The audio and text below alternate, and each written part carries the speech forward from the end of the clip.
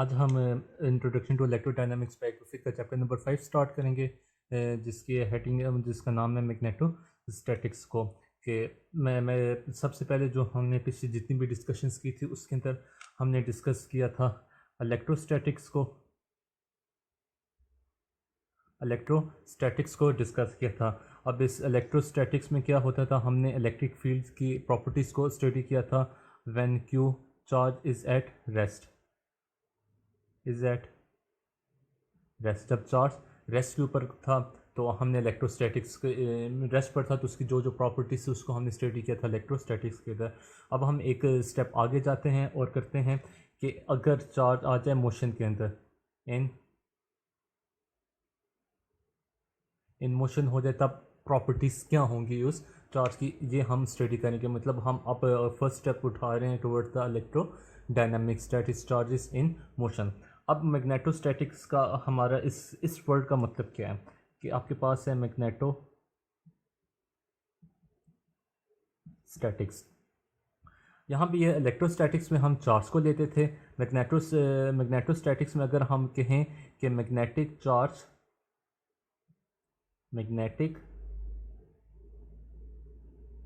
Charge at rest, लेकिन जो magnetic charge है ये मोनोपोल के फॉर्म में एग्जिस्ट ही नहीं करता। हम इसका फिज़िकली पॉसिबल ही नहीं है, मोनोपोल की फॉर्म में ये एग्जिस्ट ही नहीं करता। तो हम किस तरफ आते हैं कि जो आप चार्जेस को हम देखते हैं कि मूविंग चार्ज, ये एक प्रॉपर्टी है मूविंग चार्जेस की कि moving charge produce magnetic field. जब चार्ज मूव करेगा तो वो मैग्नेटिक फील्ड प्रोड्यूस करेगा। मतलब हम कह सकते हैं B is produces by moving charges. अब चार्जेस का जो फ्लो होता है टाइम रेट, उसको आप करंट भी कहते हो। Time rate of flow of charge is also called current. जब स्टेडी करंट होगा तो जो मैग्नेटिक फील्ड प्रोड्यूस होगी उसको हम स्टडी करते हैं मैग्नेटोस्टैटिक्स के अंदर।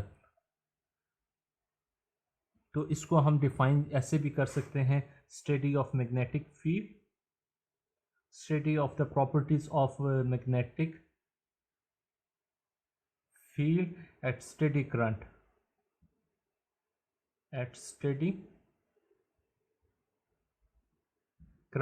Is called magnetostatics.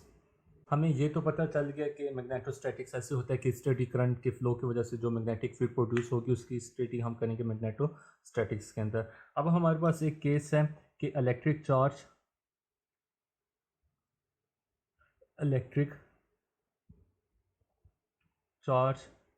In a magnetic field. ये हमारा टॉपिक है, electric charge in a magnetic field. ऐसी कि आपके पास एक फील्ड है, मैग्नेटिक फील्ड का एरिया, आप ये सपोज करें कि ये दो प्लेट्स के दरम्यान इधर से ये सारे का सारा एरिया मैग्नेटिक फील्ड का है। अब इस मैग्नेटिक फील्ड में आप एक चार्ज को कराते हो, प्लेस करते हो, वो प्लेस से मुराद इस फील्ड के दरम्यान से चार्ज क्यू, इसको मैं कह देता हूँ चार्ज क्यू, ये इस फील्ड में से मूव कर रहा है विद सम वेलोसिटी v। इस फील्ड में से, ये फील्ड है, मैग्नेटिक फील्ड को रिप्रेजेंट करते हैं b के साथ। हमने बताना है, हम चाहते हैं कि इस मैग्नेटिक फील्ड के अंदर जब ये मूव करेगा विद सम वेलोसिटी v, तो इस चार्ज के ऊपर कितनी फोर्स एक्सर्ट होगी, कितनी मैग्नेटिक फोर्स एक्सर्ट होगी। तो वो जो रिलेशन बनता है, इसके ऊपर जो फोर्स एक्सर्ट होगी एफ मैग्नेटिक, उसकी वैल्यू आती है q into v cross b।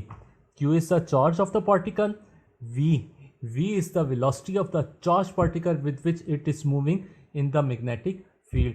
तो ये आपके पास आ जाते हैं। जब आप इसको कैलकुलेट करोगे तो ये आपको वैल्यू देगा कि कितनी फोर्स आपकी उस चार्ज पार्टिकल के अंदर लग रही है जो कि मैग्नेटिक फील्ड में से गुजर रहा है विद सम वेलोसिटी v। अब यहाँ पे एक पॉइंट आप देखें कि इधर जो मैग्नेटिक फोर्स है एफ एम, वो डायरेक्टली प्रोपोर्शनल है चार्ज के भी, और F M is also directly proportional to v and also proportional to strength of the magnetic field that is B, तीनों चीज़ों के डायरेक्टली प्रोपोर्शनल है। जितना ज़्यादा चार्ज होगा फोर्स भी उतनी ही ज़्यादा होगी। इसी तरह उस चार्ज पार्टिकल की जितनी ज़्यादा स्पीड होगी मैग्नेटिक फोर्स उतनी ही ज़्यादा लगेगी। और तीसरी, जितनी स्ट्रॉन्ग मैग्नेटिक फील्ड होगी उतनी ही ज़्यादा फोर्स लगेगी। तो जो magnetic force on A particle है वो डायरेक्टली प्रोपोर्शनल है charge of the particle, velocity of the particle and strength of the magnetic field in which particle is moving with some velocity v। ये तो हमारे आगे डायरेक्ट प्रोपोर्शनलिटी की। अब अगर हम इसमें एक चीज़ देखें कि आपके पास मैग्नेटिक फोर्स एक पार्टिकल जो चार्ज पार्टिकल है उसकी मिनिमम कब होगी या ज़ीरो कब होगी, तो देखें अगर if charge is neutral chargeless और q is equal to zero, तो ये एफ एम आपका इक्वल आ जाता है F M is equal to zero. Zero multiply by something is equal to zero. कि चार्जलेस पार्टिकल अगर होगा तो उसके ऊपर मैग्नेटिक फील्ड कोई फोर्स एक्सर्ट नहीं करेगी। चार्जलेस पार्टिकल हो बेशक किसी वेलोसिटी के साथ वो मूव कर रहा हो उसके ऊपर कोई फोर्स एक्सर्ट नहीं होगी। अगर केस हो if v is equal to zero then also F M is equal to zero, कि वेलोसिटी भी ज़ीरो हो। फॉर एग्जांपल कि मेरे पास चार्ज तो है q is equal to 5 coulomb का चार्ज है मैग्नेटिक फील्ड के अंदर, इसको मैंने आप ये समझ लें ये मैग्नेटिक फील्ड है, मैग्नेटिक फील्ड के अंदर इसको मैंने प्लेस कर दिया है। लेकिन इसके ऊपर जो एफ एम होगा वो होगी ज़ीरो। क्यों? क्योंकि ये क्यू एट रेस्ट है, किसी वेलोसिटी के साथ किसी स्पीड के साथ मूव नहीं कर रहा। अगर ये किसी स्पीड के साथ मूव नहीं कर रहा बेशक इसका मैग्नीट्यूड जो मर्जी हो 1000 हो 10,000 कूलम हो जितना मर्जी हो, लेकिन अगर ये मूव नहीं कर रहा तो मैग्नेटिक फील्ड इसके ऊपर कोई फोर्स एक्सर्ट नहीं करेगी। और अगर ये न्यूट्रल हो फिर चाहे जितनी मर्जी स्पीड के साथ मूव करें तब भी मैग्नेटिक फील्ड इसके ऊपर कोई फोर्स एक्सर्ट नहीं करेगी। तो कंडीशन क्या है किसी भी चार्ज पार्टिकल के ऊपर जब वो मैग्नेटिक फील्ड में हो कि मैग्नेटिक फील्ड उसके ऊपर फोर्स एक्सर्ट करेगी, कंडीशन ये है कि वो चार्ज चार्जलेस नहीं होना चाहिए, न्यूट्रल नहीं होना चाहिए और रेस्ट पर नहीं होना चाहिए। लॉरेंस लॉ हम लिखते हैं, लॉरेंस फोर्स लॉ भी कहते हैं, हम सिंपल लॉरेंस लॉ कह रहे हैं। ये वाला जो केस है इसमें ये है हमारा कि चार्ज पार्टिकल जो है वो सिर्फ और सिर्फ मैग्नेटिक फील्ड में। अब अगर चार्ज पार्टिकल मैग्नेटिक फील्ड में भी है और इलेक्ट्रिक फील्ड में एट अ टाइम उसके ऊपर दोनों फील्ड्स एक्सर्ट हो रही हैं, तब उस चार्ज पार्टिकल के ऊपर फोर्स कितनी लगेगी उसको हमने देखना है। तो वो जो फोर्स लगेगी उस फोर्स की आप वैल्यू कैलकुलेट करते हैं यूजिंग लॉरेंस फोर्स लॉ, जिसकी वैल्यू आती है net force on a charged particle in electric field and magnetic field is F is equal to Q E plus Q into V cross V। ये वाला portion electric force है F E मैं लिख देता हूँ, ये वाला पोर्शन आपके पास मैग्नेटिक फोर्स है एफ एम मैंने लिख दिया है। तो दोनों फील्ड्स की वजह से जो फोर्स आएगी उनको आप सम अप कर दोगे, दोनों को सम करोगे तो वो नेट फोर्स होगी जो एक चार्ज पार्टिकल मूव कर रहा है विद सम वेलोसिटी वी वो फील करेगा। इसी को आप कहते हो this is the Lorentz law. Magnetic force की प्रॉपर्टी है कि magnetic force do no work.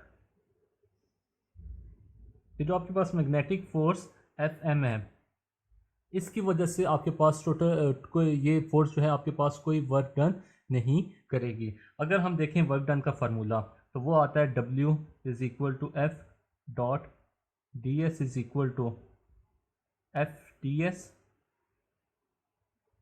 Cos theta. अब कई केसेस हैं कि ये वर्क डन ज़ीरो हो सकता है। अगर हम केस लेते कि फोर्स भी ज़ीरो ना हो और जो डिस्प्लेसमेंट है वो भी ज़ीरो ना हो तो फिर कौन सा केस बचता है कि ये वर्क डन ज़ीरो हो, तो वो आता है कि जब theta is equal to 90 degree हो। जब theta is equal to 90 degree होगा तो cos 90 is equal to zero हो जाएगा। In that case work done will be equal to zero. Mean दो जो वेक्टर्स हैं एफ एक वेक्टर है डी एस सेकेंड वेक्टर है, इन दोनों वेक्टर्स के दरमियान जब एंगल आपका 90 डिग्री होगा तो total work done equal to zero हो जाएगा। अब हम इस फार्मूला को देखते हैं F M is equal to sorry force का अगर वर्क का मैं करूँ वर्क इक्वल होता है इस केस में हमारा F M dot D S सी मैं ले लेता हूँ। जब मैं डी एस लेता हूँ, एफ एम की वैल्यू ये डालता हूँ is equal to Q into V cross V dot D S है। इस डी एस को मैं लिख सकता हूँ, देखें वी इक्वल होता है D S over D T. D T को अगर इधर मैं मल्टीप्लाई करा दूँ तो ये बन जाएगा V D T is equal to D S. तो इस डी एस की जगह मैं वी डी टी लिख दूंगा। Dot V is the velocity, D T आ गया आपके पास। अब क्रॉस प्रोडक्ट वाली प्रॉपर्टीज़ को देखें आप, कि जब आप क्रॉस प्रोडक्ट को लेकर चलते थे तो उसमें आता था कि ए क्रॉस बी जो है वेक्टर, इनका जो प्रोडक्ट होता है वो इस दोनों के परपेंडिकुलर, मतलब आप लिखते हो A B sine theta N. आप वहाँ पे ये करते हो यूजिंग राइट हैंड रूल कि जो एन की डायरेक्शन होगी वो ए के भी परपेंडिकुलर होगी और वो बी के भी परपेंडिकुलर होगी। तो एज अ होल हम कह देते हैं कि A vector A is perpendicular to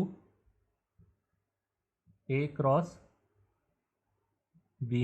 इसी तरह vector B is perpendicular to A cross B. बिल्कुल यही कॉन्सेप्ट हम यहाँ पे यूज़ करेंगे। वी क्रॉस बी है तो हम कह देते हैं कि V cross B is perpendicular to V. ये वी क्रॉस बी परपेंडिकुलर है इस वी के। जब ये परपेंडिकुलर होंगे तो एंगल आपके पास थीटा होगा 90 डिग्री। जब 90 डिग्री होगा तो V cross B into V cos theta cos 90 is equal to 0। तो ये सारी की सारी टर्म इक्वल टू 0 हो जाएगी। तो इस तरह से हम कहते हैं work done by a magnetic force is equal to 0, कि magnetic force do no work. इसके बारे में आप फर्दर स्टडी करोगे chapter number 8, chapter 8 of Griffith के अंदर। अब हम डिस्कस करेंगे करंट को। तो करंट की अगर हम मोस्ट बेसिक डेफिनेशन पे आएँ तो उसको हम डिफाइन करते हैं, charge per unit time is called current. Charge per unit time is called current. Mathematically लिखें तो इसकी बनती है I is equal to Q divided by T. Q is the charge and T is the time. Charge per unit time is equal to current. अगर आप इसकी units की तरफ आएँ तो यूनिट इसकी आती है, करंट की यूनिट आती है ampere. Ampere represented by A, और 1 एम्पेयर इक्वल होता है 1 coulomb to 1 C divided by 1 second. Coulomb पर सेकेंड के इक्वल होता है 1 एम्पेयर। अब हम अगर एक केस लेते हैं, हम सिमेट्रीज़ की तरफ आते हैं, जैसे हमने इलेक्ट्रोस्टैटिक्स में किया था कि सिमेट्रीज़ को इंट्रोड्यूस कराया था। लीनियर चार्ज से डेंसिटी लीनियर सिमेट्री को इंट्रोड्यूस कराया था, इसी तरह सरफेस को कराया था और वॉल्यूमेट्रिक सिमेट्री को इंट्रोड्यूस करवाया था। तो यहाँ भी हम यही करते हैं। हम सपोज करते हैं कि आपके पास एक वायर है, इस वायर के ऊपर जो आपके लीनियर चार्ज डेंसिटी है लैम्डा, और वो इस चार्ज के थ्रू फ्लो कर रही है विद सम वेलोसिटी v। तो हम चाहते हैं कि इसके ऊपर करंट I कितना होगा, I की वैल्यू क्या होगी। तो जो I होता है इस केस में वो इक्वल होगा I is equal to lambda v। इस लैम्डा v के ये जो रिलेशन है इसको आप यहाँ इससे भी डिराइव कर सकते हो। वो कैसे, कि इस इक्वेशन को, ये जो इक्वेशन है I is equal to S के साथ या एल के साथ हम मल्टीप्लाई भी कर देते हैं और डिवाइड भी कर देते हैं, Q over L into L over T. L को मल्टीप्लाई भी किया और डिवाइड भी किया, तो एस ओवर टी या एल ओवर टी ये इक्वल होता है आपके पास वेलोसिटी के, और जो लैम्डा होता है लीनियर चार्ज डेंसिटी वो इक्वल होती है चार्ज पर यूनिट लेंथ के। तो यहाँ से आपका आ जाएगा I is equal to lambda V. ये इस तरह से आगे जब आप, क्योंकि आई एक वेक्टर क्वांटिटी है, इसको वेक्टोरियल फॉर्म में लिखोगे तो ये बन जाएगा I vector is equal to lambda is a scalar quantity and V. अब हम चाहते हैं कि यही जो आपके पास वायर है जिसके ऊपर लाइन चार्ज स्प्रेड हो, अगर ये मैग्नेटिक फील्ड के अंदर हम इसको प्लेस करें तो इसके ऊपर मैग्नेटिक फोर्स कितनी अप्लाई होगी। तो उसको कैलकुलेट करने का तरीका ये है कि हम यूज़ करेंगे वही law, F is equal to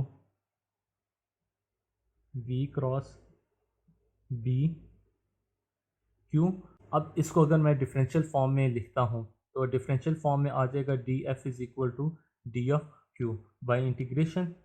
ये आ जाएगा D of F is equal to integral V cross B D of Q. Single D F है, इसका जब मैं इंटीग्रल लेता हूँ तो वो मेरे पास सिंपली आ जाएगा एफ इज इक्वल टू ये वाला इंटीग्रल एज इट इज़। अब आप देखें कि जो लेमडा इक्वल होता है, लेमडा की अगर आप वैल्यू देखो तो लेमडा इक्वल होता है D Q divided by D L के। डी क्यू की वैल्यू निकालो तो वो आता है आपके पास लेमडा डी एल। उसको आप यहाँ पे पुट कर दोगे तो ये बन जाएगा V cross B, sorry B is a vector, D Q की जगह लेमडा। तो ये लेमडा स्केलर है, इसके साथ मल्टीप्लाई होकर आपको दे देगा lambda V cross B D of L. तो ये लेमडा वी इक्वल होता है आई वेक्टर के, एफ इक्वल आ जाएगा is equal to integral I cross B D of L. This is the magnetic force on a wire or carrying a linear charge density lambda when placed in a magnetic field B। अब हम surface current density को देखते हैं। Surface current density को basically हम represent करते हैं K के साथ। K represents the surface current density. इसकी जो आपके पास वैल्यू आती है K, वो इक्वल आती है D I divided by D L, perpendicular distance.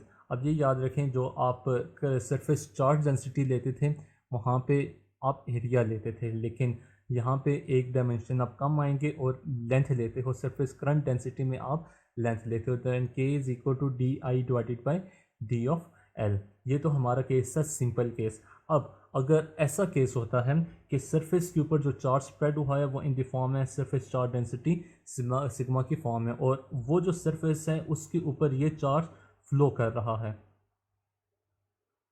Surface charge density flow कर रही है किसी भी सरफेस के ऊपर विद वेलोसिटी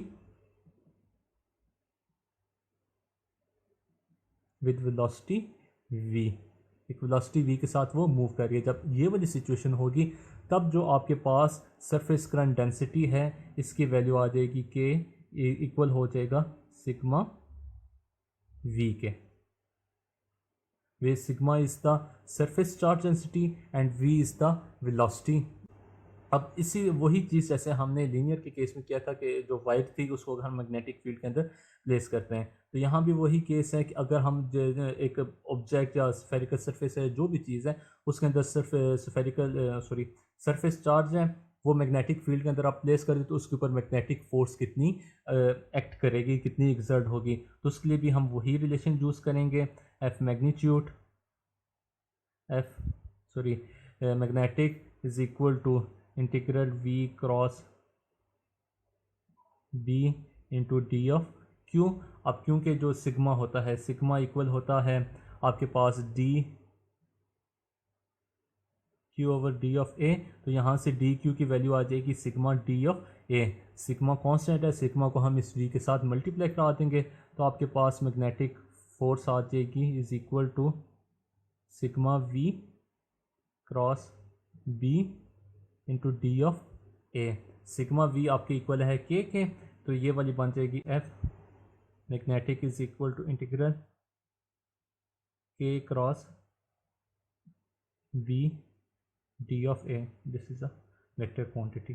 तो ये आपके पास आ गया magnetic force on a surface carrying surface charge sigma. यही चीज़ हम अब करेंगे वॉल्यूम करंट डेंसिटी के लिए। Volume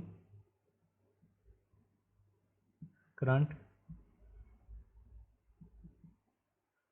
density. अब वॉल्यूम करंट डेंसिटी को हम रिप्रेजेंट करते हैं जे के साथ। इसको हम इस तरह से डिफाइन करते हैं कि एक करंट है वो 3 डायमेंशनल रीजन है आपके पास, या 3 डायमेंशनल सरफेस है, उसके ऊपर से फ्लो कर रहा है, तो वहाँ हम फिर वॉल्यूम करंट डेंसिटी को डिफाइन कर सकते हैं। इसको हम कहते हैं J is equal to D I over D A, area, area का कंपोनेंट परपेंडिकुलर कंपोनेंट। यहाँ पे एक लाइन ये मैं लिख देता हूँ, current flowing through three dimensional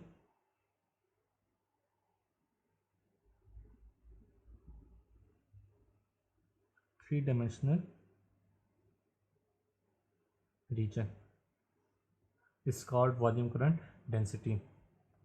अब ये तो आपके पास वॉल्यूम करंट डेंसिटी की सिंपल और बेसिक आ गई। अगर ये केस हो कि वो जो आपके पास सरफेस है उसके ऊपर चार्ज जो पड़ा है वो वॉल्यूमेट्रिक चार्ज है, रो पड़ा हुआ है आपके पास, और वो वॉल्यूमेट्रिक चार्ज डेंसिटी जो है वो फ्लो कर रही है विद सम वेलोसिटी v, तब आपके पास जो वॉल्यूम करंट डेंसिटी है उसकी वैल्यू बन जाती है J is equal to rho v। Then again यही सारा प्रोसेस आप रिपीट करोगे कि अगर वही जो ऑब्जेक्ट है उस वो मैग्नेटिक फील्ड के अंदर आप उसको अगर प्लेस करो तो उसके ऊपर कितनी फोर्स एग्जर्ट होगी। तो again F M is equal to V cross B D of Q होता है।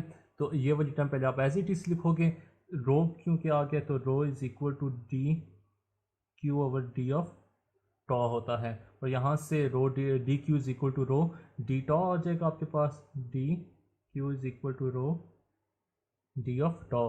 तो इस डी क्यू की जगह आप ये चीज़ पुट करोगे तो आपके पास बन जाएगा, अब रो वी जो है वो इक्वल है जे के, तो आपके पास मैग्नेटिक फोर्स आ जाएगी ऐसी सरफेस थ्री डायमेंशनल रीजन जो सरफेस है उसके ऊपर आ जाएगी J cross B into D of